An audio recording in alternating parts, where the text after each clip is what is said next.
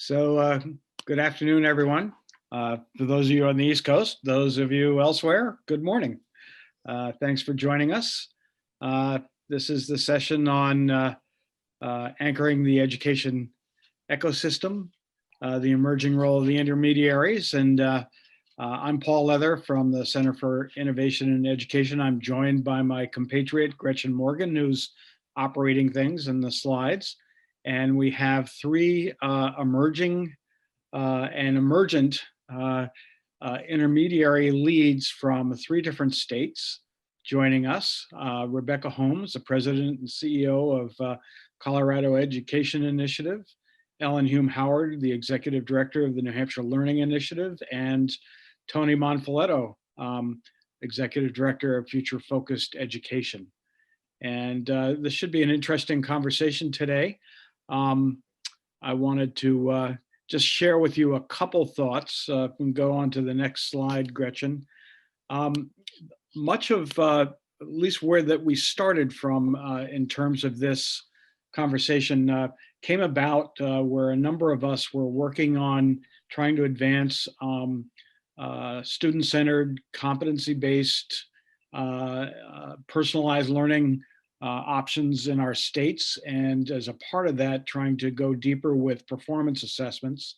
We had a national learning community around performance assessments, and we saw some interesting things start to emerge. We started with folks from the state agencies thinking that they were driving the change, and what we found was that actually there were these emergent organizations that were statewide, but they were not the state agency. They typically were either nonprofits or organizations associated with other groups that started to take on this role that we called an intermediary role for state ecosystems. And we wrote a blog about it in beginning of July of this year called Toiling in the Vineyard, State Level Educational Intermediary Organizations in the COVID Era. And I hopefully we can get that into the chat. If you want to take a quick look at it, you can. And we referenced these three organizations of the folks who are on the call today. We also referenced that we saw several things emerging. We saw this role of intermediary starting to emerge, where these folks were really much closer to the ground with schools and districts that were really trying to do something very new in their schools and in their communities, closer to the ground than the state agencies could really be. We also saw that they were able to take on powerful equity-seeking leadership roles in supporting the schools and districts to address the needs of each and every student. And I think we're going to hear a little more about that from folks as they go on in this session. Also saw that they became very adept at connecting between all of the parties from the policy level and the state capitol and the state agency and the governor's office, the legislature, to teachers and parents and folks in the community who were very interested in advancing this new kind of teaching and learning. We also saw that they were adept at addressing the context and needs of very different communities and understanding that they were so very different from one community to the next, and that they needed to address those differences and not just take them for granted and go through a replication process. And by doing that, what they found that was that systematic standardization or replication really started to seem quite dubious. And lastly, that over time, the role of intermediaries started to grow. And so Gretchen's moved on to the next slide here, but we wanted you to have an opportunity to hear how the good work of the intermediaries has really made the learning advance in their states, and also some of the issues that they found and are finding as they try to do this, because it's tricky business. We are having the opportunity to meet with these folks on a regular basis and hear what's working, what's not. And particularly, this has been particularly interesting in the time of both really overt social injustice that we've seen since the spring, as well as, of course, the pandemic and the impact of learning online and in remote situations. So I think with that, I'd like to move on to the actual conversation, why you probably came on this meeting in the first place. And our format is that we have shared with our members of the panel some discussion questions. We're going to talk about organizational histories, their key roles, and responding to this moment. And we're going to ask that you put your thoughts and questions in the chat, and to chime in and ask questions as you will, and we'll try to make sure that they get addressed. So with that, like to move to the first slide and ask each person on the panel to talk about your origin story, why you were founded, and how is your position, both as an organization and as an individual, emerged over time. And I think we're gonna start with Rebecca Holmes. Rebecca, are you there? I am here. Can you hear me, Paul? Yep, I can. Great. Well, good morning, everyone. It's wonderful to be here. I'm Rebecca Holmes, President and CEO of CEI. We have a lot of C's and E's and I's on this panel, but that's the Colorado Education Initiative. It's rare, actually, that I get to be on a panel with the people who are, in many cases, my first phone call when something challenging is happening. And just honored to be among friends and peers and colleagues today. I think that means you may get a lot of honesty out of us because we're used to being on the phone with each other in challenging moments. Paul probably started with me because CEI here in Colorado is one of the oldest intermediaries. We're nearly 13 years old. And we were really founded in some ways out of our SEA, out of the Colorado Department of Education. Had a visionary leader who many of you know, Dr. Helene Jones, as our first CEO, and several state board members and a state commissioner at the time who said, we need a separate C3 that can sit alongside the foundation, or alongside the SEA rather, to do a number of things. Largely, if there's one umbrella, it was to lead, to offer technical assistance to the field when the state agency was unable to do that. It was also to take on work that was too political for the state agency to really be advancing. And in our case, this will make sense depending on where you live in the country, that started as work particularly related to health and wellness, mental health, social emotional learning, and climate and culture. So we were also founded because the commissioner at the time said, we're going to pass large scale reforms. We know that in Colorado, the only way you get to do that kind of thing at our state legislature is to radically underestimate the cost, and we'll need a separate organization to help us both raise funds and then provide technical assistance to the field. The single greatest way that CEI's position has evolved over time is our relationship with the state agency versus our relationship with districts in the field. We started as very tightly coupled with the state agency. I'll talk more about what this meant we could and couldn't do. So tightly coupled that one of our vice presidents for years went to every cabinet meeting of the state agency. Then in 2015, we were about 7 or 8 years old. Some things were foisted upon us because of politics, and some things were really a matter of choice and maturation of our organization. We put some daylight between ourselves and the state agency so that we could have our own point of view and so that we could provide technical assistance to the folks that we saw as the most innovative and equity-minded system leaders in the field. So much more to say about all that, but that's probably the elevator pitch, long elevator ride, but an elevator pitch. Great. And I think we'd like to hear from Ellen next. Ellen? Hi, good afternoon, everybody. It's good morning in Colorado, but it's good afternoon here in the Northeast.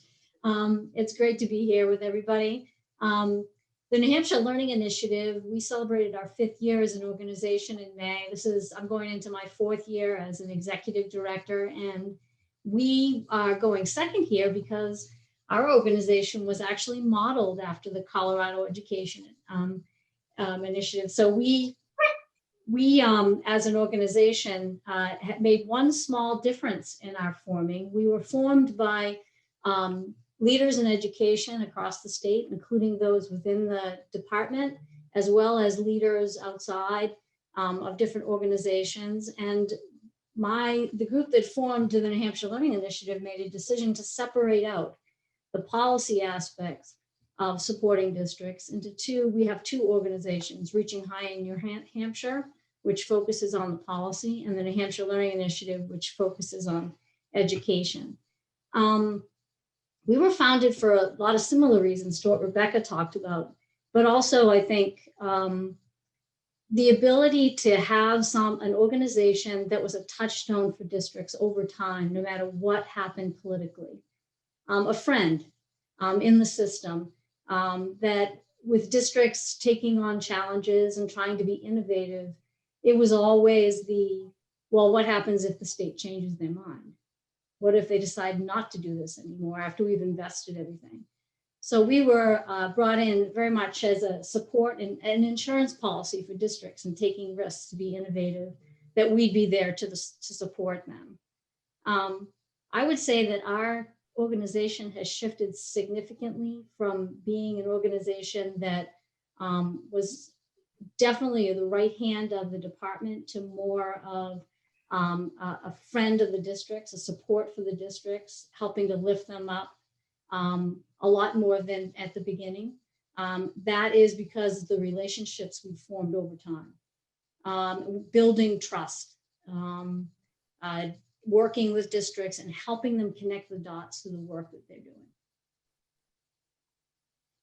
Thanks. Good morning, everybody. Tony, go ahead. Yeah. Good morning, everybody. Tony Monfletto from Albuquerque, New Mexico, where it's snowing. So yeah, which is pretty great. And cold, by the way. So I am the executive director of Future Focused Education. And our origin story is that we started as a school incubator and for a network of schools designed to serve young people who are off track to graduation or have dropped out. And that network is in Albuquerque. And it continues to serve as an incubator, but it's also now a hub for a network of schools. And the network serves as the R&D opportunities for our organization. So we really dig into new innovation strategies. And then our hope is that we can learn from facilitating that network and bring those ideas out to more schools across our state. So we were founded because we have a huge number of young people that are marginalized by the current education system. We've got real issues with the number of disengaged young people, a racist policy infrastructure that needs to be dealt with. And so we created this network because we needed a solution to the damage that was being done in our communities by schools that couldn't work with the young people that were attending them. This network was under fire for a long time from the state education agency because they're not high testing kids. They couldn't help prove the standards movement belief that standards were going to be the solution to inequity, and we were not helping to make that case for our state. And instead, we were really committed to this vision that schools should be making their communities healthier and more prosperous places, as opposed to demonstrating test scores on standardized tests. And so when we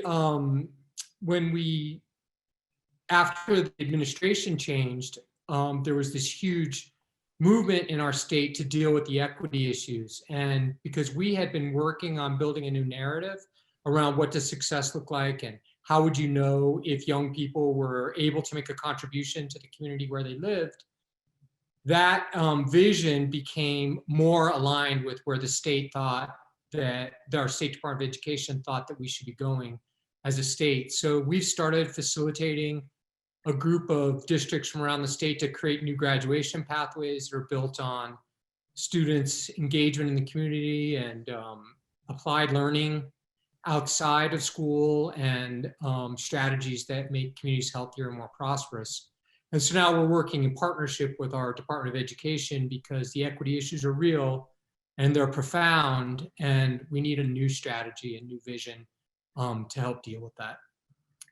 Thank you. Thanks, Tony. And hopefully folks could really hear the differences from one organization to the other, and really the context is so different from one state to the other. Now we're going to go to round 2, Gretchen. I think you're on round 3, and ask folks to speak to theory of action. And we'll go through the same order. Hopefully folks are good with that. Rebecca, maybe you can talk a little bit about the theory of action, your theory of action as you're functioning now. Sure. So I mentioned that we now are oriented toward the folks that we would say are the systems that are most innovative and equity minded. It's probably 25% or so of the districts in our state. And we think a lot about movement building and where does demand creation come from? And sometimes that's district leadership, sometimes that's school leadership, and sometimes that's families. And a lot of CEI's work in our systems is to help people keep the gap between those 3 groups from getting too big on the demand creation side.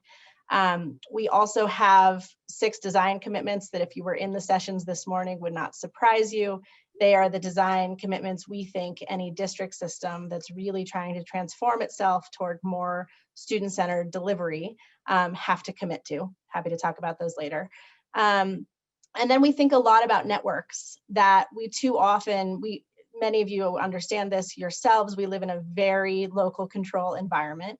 When I was associate commissioner, we used to joke that our commissioner or our governor could not stand on the steps of the Capitol and declare anything would be true about education in Colorado, sometimes to our peril and sometimes to our creativity and opportunities for innovation.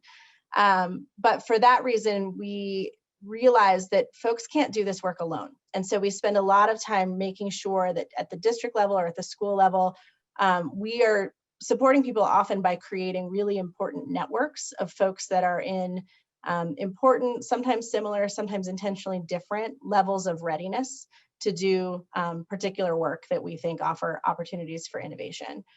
Right now, we set some priorities 3 years at a time. We're really interested in ways where we can blur the lines of K-12. And so we have a lot of work in the sort of high school transformation space.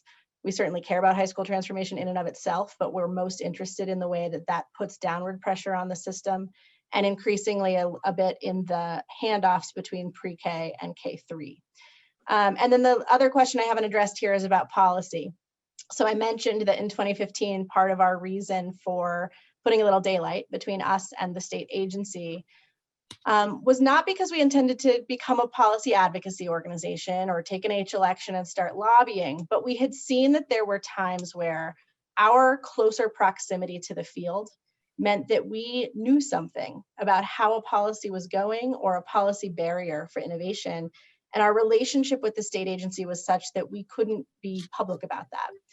So in the 5 years since taking that stance, we still have only ever been public on one piece of legislation. And we've never testified. We work with policy partners, often to bring them along to a position where they better understand what's real in schools and districts.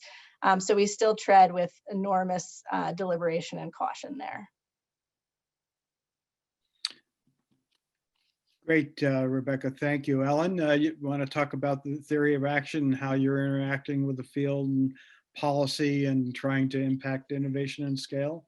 Yes, absolutely. The New Hampshire Learning Initiative's big role is to really build the capacity of the districts. At the center of our work is competency-based learning and student-centered design. And one of the things that we've tried to do in all of our work is to help districts connect the dots across all the different possible projects that they could be doing to get themselves to a point of being a competency-based system.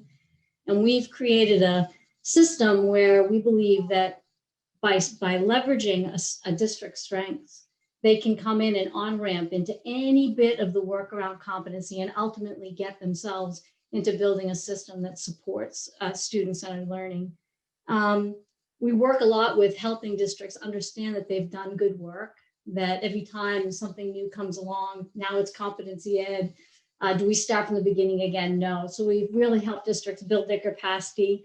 We've really worked with districts in understanding the leadership dynamics of running a district and a system. I've tried to build distributive leadership to help them be able to do some of the work without feeling overwhelmed at the administrative level. We've really worked on our biggest project that you may be aware of is the New Hampshire PACE project, which is performance assessment for competency education. And even though there are a select group of districts in the state that are actually doing this project for accountability, about 90% of the districts in New Hampshire have in some way entered into that work, whether it's been through performance assessment work, whether it's been testing out the assessment.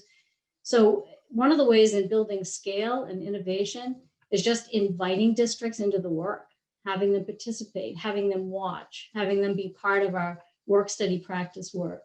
So we're a light touch in having districts become involved. And basically our theory is once they're captured by some of the great innovations of their colleagues across the state, they get really energized and it allows us to support them.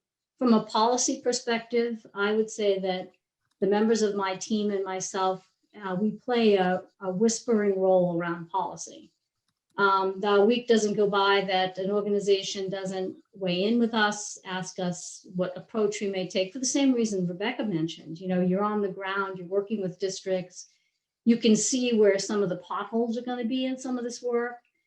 So from a policy perspective, the ability to smooth the way a little bit, but also, especially in our case, helping our department really giving them a hand in understanding where the field is thinking, which I think it's gotten better and better over the last few months, giving them some insight into what will work with districts, what districts are thinking. But again, you know, just being a good partner, both for the districts, being a buffer for them, and also for the department, also for the organizations, for superintendents. So we find ourselves having a lot of whispery conversations, which seems to work out for us. Great, Ellen. And Tony, you want to speak to how you're going about all of these things? Sure. So about, it's been a long time now, 6 or 7 years ago, we started working on an assessment strategy, and we really felt like the standardized testing system was not able to deal equitably with the kids that we were serving. So we had a lot of young people that we felt like had real gifts and real talents, and because of the a standardized testing system that we thought really only told you what kids couldn't do instead of what they could do, we felt like we really needed to dig in on that topic. So as I mentioned, during a prior administration 6 or 7 years ago, we started working on an assessment strategy and building out a new theory around what should assessment look like in our state. As I mentioned, the administration's changed, and we have been doing this work early, and so there was a natural partnership with our Department of Education as they started to embrace that new theory. As a result, we've been working on this for a while, and we have a network of schools that we dig in with all the time to try to learn and understand what a new assessment strategy would look like because of our work with them in a daily way. And that learning is what propels our technical assistance and our convening with a network of districts from around New Mexico. So what we found was that many districts were struggling with the same problem, that they had a lot of young people that they appreciated, that they felt like could do much more and were much more capable than the standardized testing system was demonstrating, and they were looking for new ways to be able to build a new narrative around what success would look like that was more equitable, culturally responsive, respectful of communities. And so when we started working with our Department of Education, we became the convener and the technical assistance provider to this network of schools through a community practice. I'm really happy to say that Paul's been a terrific source of support for us as we've been going forward. So our work has really emerged now into this convening work, which has real policy implications, but then also is fueled by actual work with young people to understand sort of what their gifts and talents are and how we can get the most out of them and to be the most benefit to their neighbors, the people who live around them, and their communities at large. Thanks, Tony. So this last piece that Tony was talking about, as we go into round 3, we want to have you talk about this year and of course the challenges, the really unique challenges that you're all facing in this year, and what are the pull and push, if you will, is in your roles in this moment, but also to if you could also frame it around this issue of how deep do you go, in terms of working directly with kids, with teachers, with schools, with districts, versus perhaps the idea of communities of practice, and how do you think about how you work in those different ways, those different levels as you go. So I'd call on Rebecca again first. I love that question.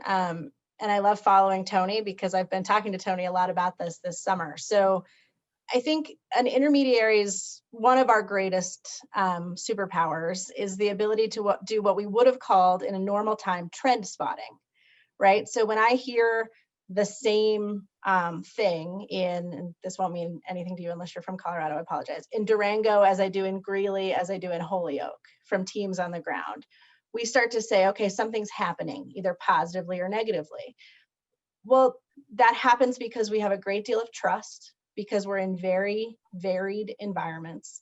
But in a year like this, it still doesn't quite get us close enough. Things are changing so rapidly and they're so unhinged from kind of our traditional K-12 structures that trend spotting needed to be amplified. And I think that's the greatest test of whether or not an intermediary is effective and able to be more nimble than the state agency, which I think is something we'd all pride ourselves on, is are you close enough to be doing really rapid listening? And so we're thinking about that a lot. We've had an innovation lab as a structure for that in the past that works directly with teachers. And now we're starting to push that further to say, as more and more learning moves into the home, as families have more challenges, but also more agency, as an intermediary, how do we sort of stay in our lane, but also make sure we've got like ears to the ground in the right way, and the right way has changed a lot this year. The other new roles that CEI is playing, so we received a call in the 3rd week of March from our governor and our commissioner saying this is just more than the state agency was ever able to tackle. So the first thing we did was a statewide needs assessment.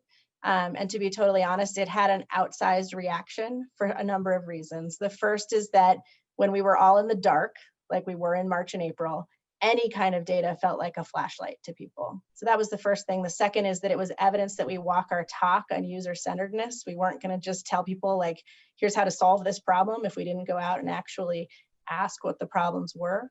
And then we've been acting quite a bit as a connector from resource to emergency need. Sometimes that's been as small as we get a call from a funder who says, hey, I'm willing to fund something anonymously that's not particularly glamorous, and we're able to match those needs. Sometimes it's more initiative creating. We worked with the governor's office to create a partnership with public TV to provide a teacher in a classroom for families we knew didn't have internet and were likely emergent English learners. So that way that we've been called this year is really different. And then the last thing I'd say, Paul, you talked about how do we stay in that kind of PLC role. That's also been really critical. If you're leading a school system right now, I'm really relieved, to be totally honest, that I'm no longer leading a school system.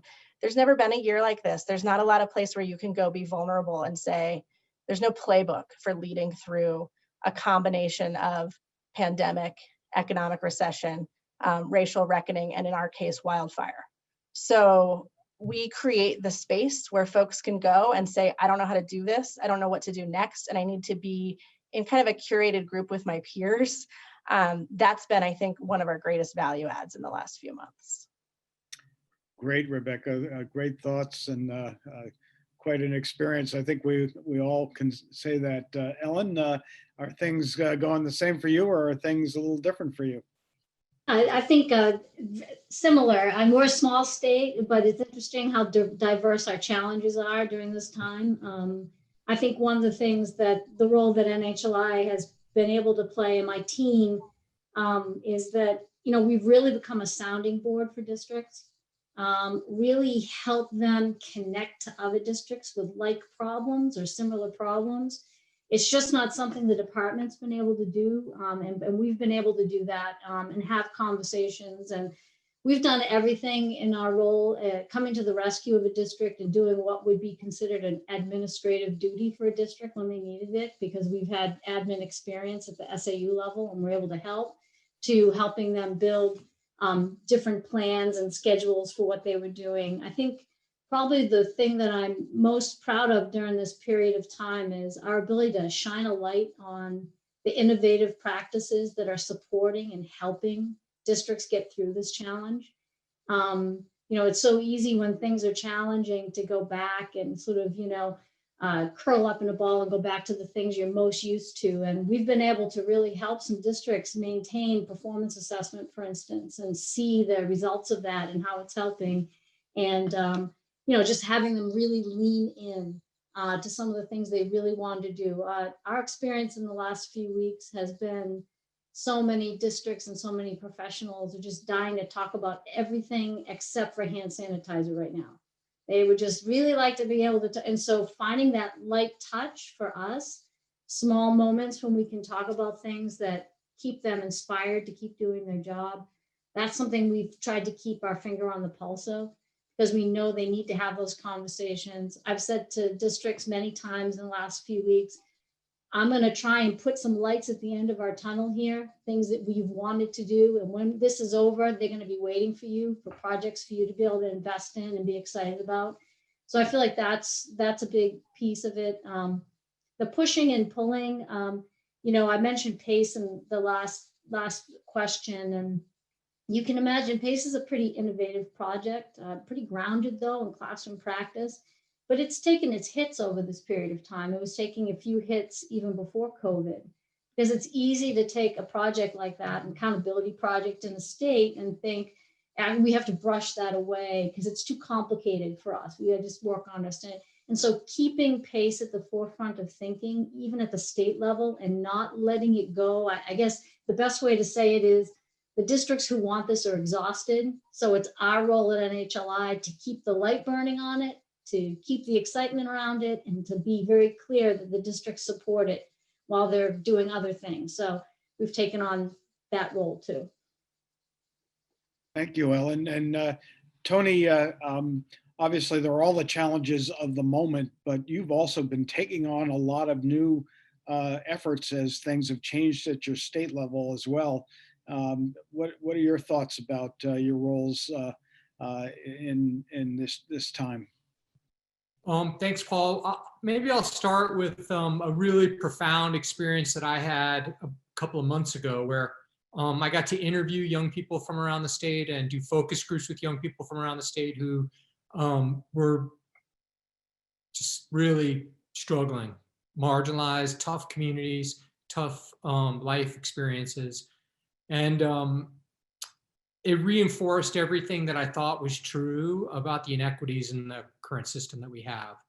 And as I learned from these young people about their life experience and the struggles that they were having before COVID and now with COVID, it really just reinforced, like I said, what I thought was true, but was now validated with a lot of voice from young people from around the state. That experience was buttressed by a study that was done recently by the Measure of America that said that there will be unprecedented numbers of young people who are disengaged from school and from work, and basically untethered in our communities. And it's really concerning for us to have so many young people that aren't working and aren't in school and really struggling right now. And so that work, that kind of understanding has really pushed us to act with a sense of urgency around strategies that districts can put in place to hold on to the young people that desperately need them. You know, many of our institutions are falling apart. You know, there's that kind of center of gravity in a young person's life or in a community is really in trouble right now. And I feel like we just can't withstand all these young people out of school and not working. And I think it portends a really difficult future for us if we don't get our act together and figure out how to respond as schools, districts, communities. And so that's what we've been digging into. We've been trying to learn, trying to offer support to districts, trying to think about what strategies we can support them with so that there's a future in our state. Thanks, Tony. And as you were talking, one of the things we talked about in the beginning is intermediaries taking on this role of an equity-seeking organization, and on the flip side of that, this recognition that institutions are falling apart, and we probably are all seeing this, whether it's what's going on at the state level or even schools and districts. How are they able to function? How are they able to meet the expectation of students and families and parents and the community as we go forward? So as we go into this round 4, which we're kind of terming the words of wisdom round, I'm hoping that each of you will kind of talk about that, ways in which you are providing support and also spurring folks on around this issue of equity. Rebecca? Yeah, so words of wisdom, I think I have a few maybe. The first is that what you've heard across all 3 of our organizations is that in some capacity, we act as a bridge between 2 groups of people who don't have other ways to rapidly understand each other's experiences. I think figuring out how inside the organization, you're constantly knowing how you balance those 2 perspectives, and less about like what's going to be your formal stance on policy, but more what are your non-negotiables when you're that are so core to your organization that you're willing to risk relationships on one side of the bridge or the other. That kind of constant sensing is pretty important to us, and I believe to the other organizations that act as intermediaries as well. The other around equity seeking, I think your relationship with your state agency has a lot to do with where equity can or does not live at the center of your organization. Not because state agencies don't want to be equity seeking organizations, but they are by design often all things to all people. And we were in many ways sort of founded out of that stance. And we did work in the first era of our organization that deeply had equity at the center, but it wasn't necessarily core to the organization. I don't think we were, it would have surprised people for us to be really out in front. And it took a long time of both internal work and external credibility gaining before we could do that.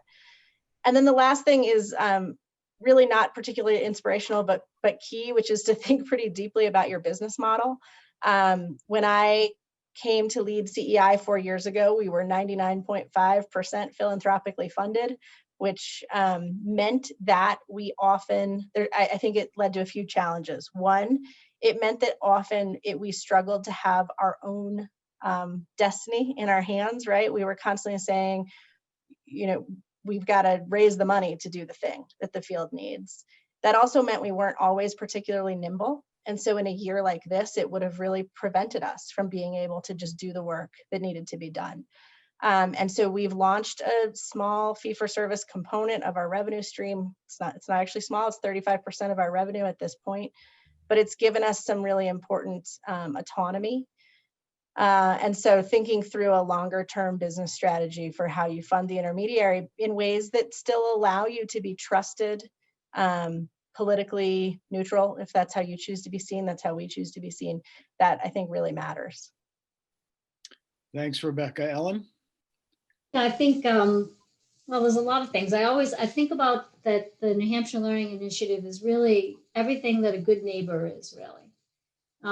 You know, we are walking the walk around competency education. Everything about our organization, everything that we do supports that. We're a touchstone. We don't change that. We're focusing on that.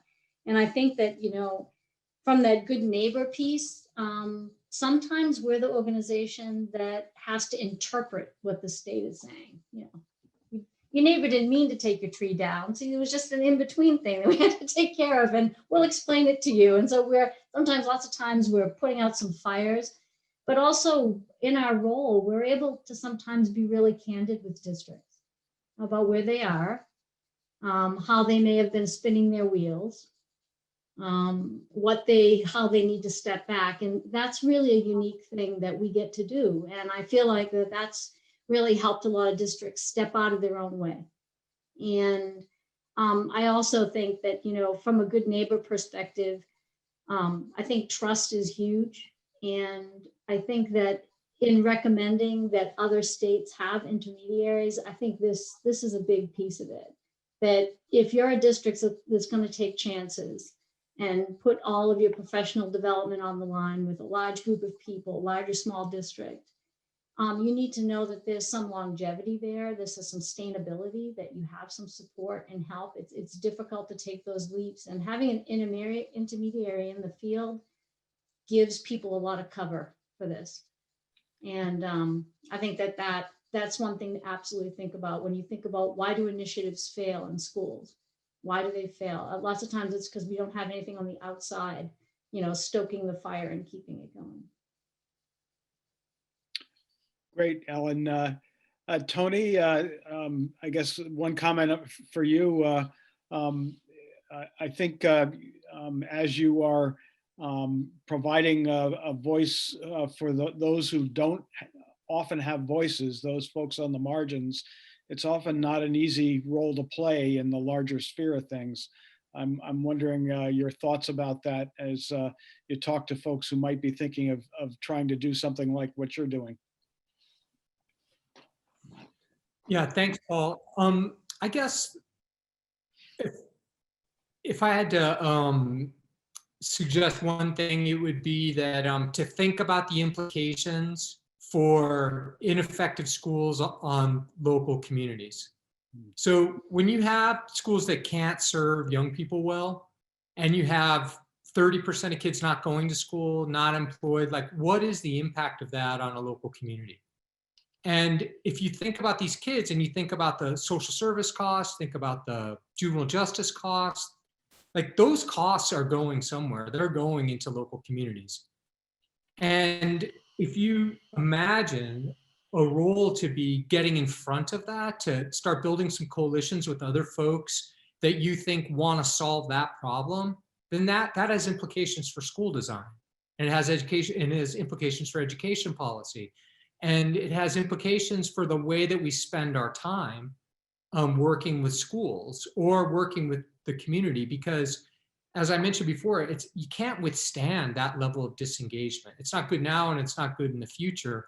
And so being able to assemble coalitions with folks who are also concerned about that, and that it is their business to care about whether or not kids are in school or not in school, or ready for the future or not ready for the future, that's a really important thing to communicate to folks. And it's a really great opportunity to do some coalition building and to start pushing an agenda that's about, like, how are we all better off for the schools that we have, or how are we not better for the schools that we have?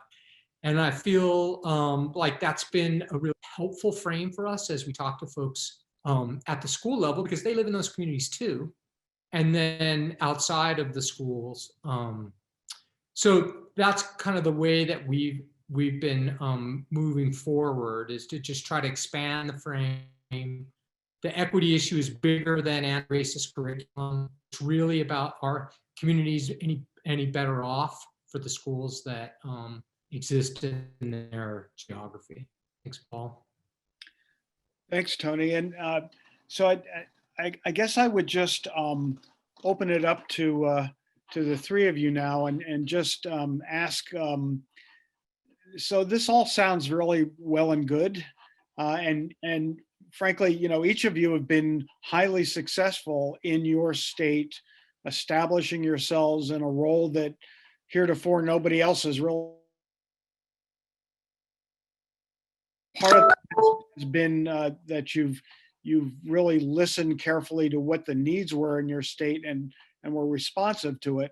But there must be challenges that are just you know, keep you up at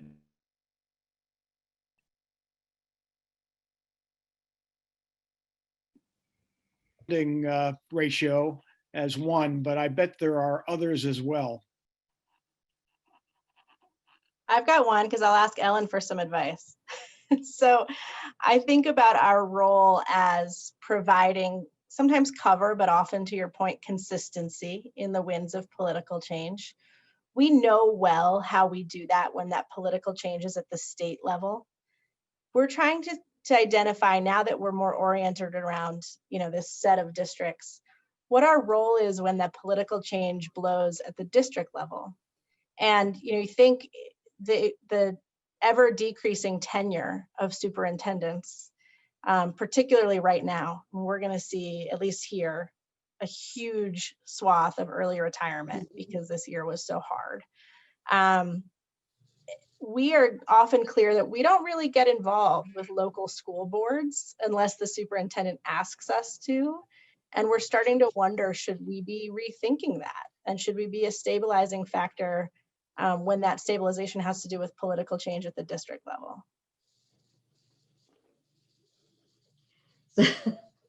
So yeah, I think one of the things too for us here in New Hampshire is that you know, in regards to some school board communication and how we support districts, we found the need to help districts really define themselves around what maybe their portrait of the learner, or what they may have done with their strategic plan. But where they fall down is that they don't necessarily, and my colleague Carolyn was on this call, will say, they don't necessarily keep their public, their community, their parents involved in the process long enough to engage them, to make their participation as meaningful as it can be.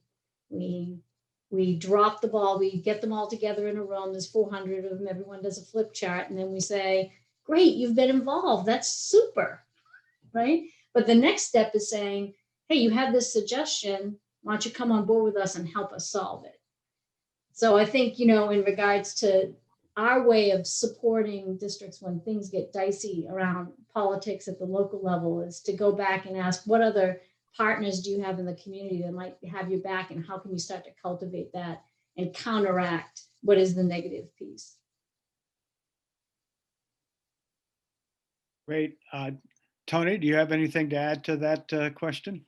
Well, I think it's really important that you're dug in with the districts and with the communities where those districts are. And I think that's because, you know, the wind blows, right? Change happens. And are you going to be able to withstand the next wave of reform or the next best idea that came out of your state capital? I mean, if you're doing great work and you really believe in it, then you have to be rooted to be able to withstand you know, those political trends that happen that are outside of your control. I mean, you don't have control over who's the governor, but you do have the relationships and the good work that you've done that you can rely on to persist throughout those, you know, through those changes. Great. I would invite folks who are on the call to either ask questions or give comments in the chat.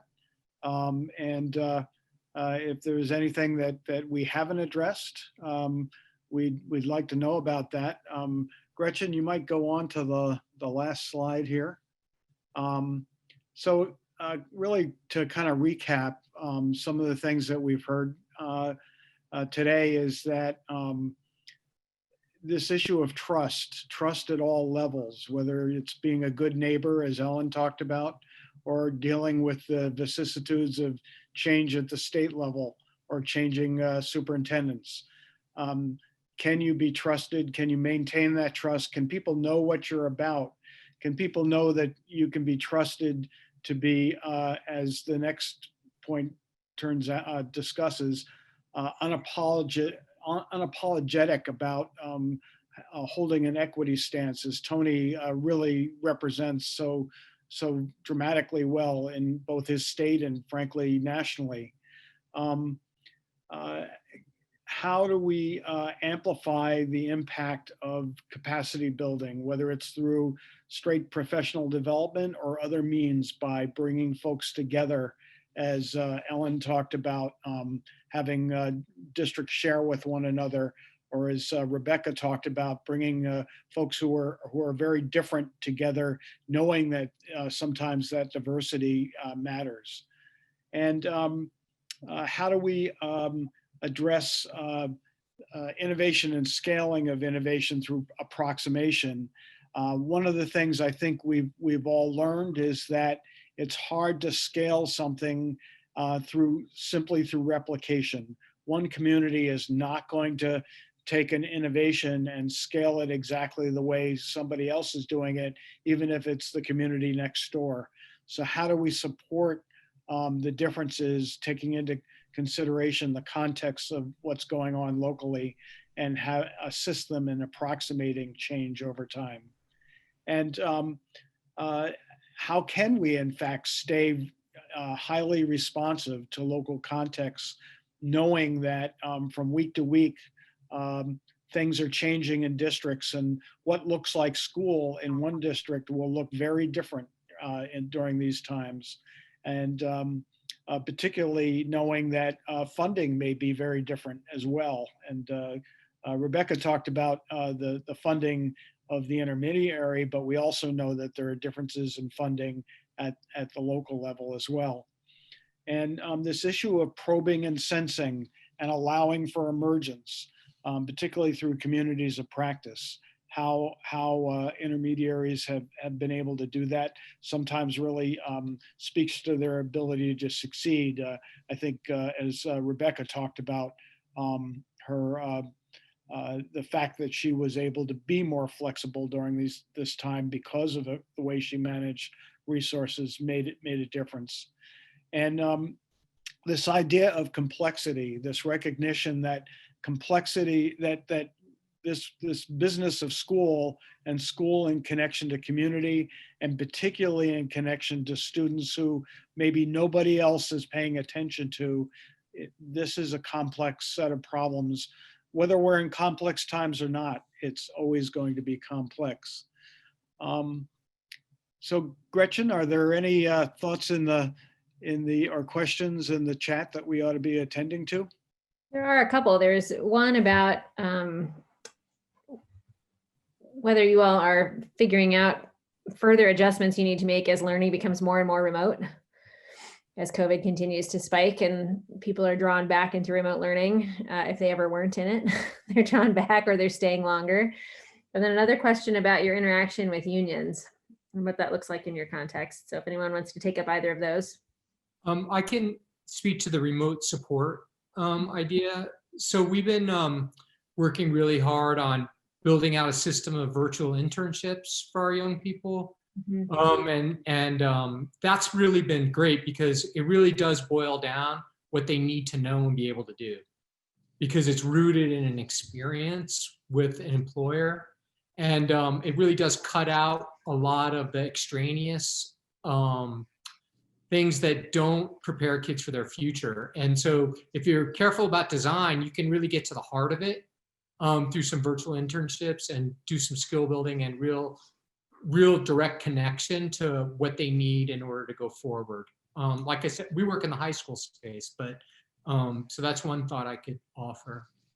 Thanks, Tony. So this is a really good example. So Tony has this awesome project that we are admiring.